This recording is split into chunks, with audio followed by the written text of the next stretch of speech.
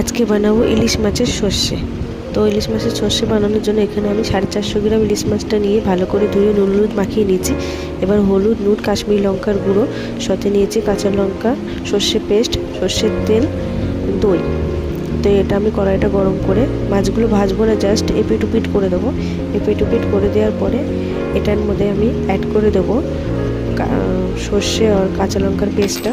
তারপরে দেওয়ার পরে এটার মধ্যে আমি দইটাও অ্যাড করে দেবো।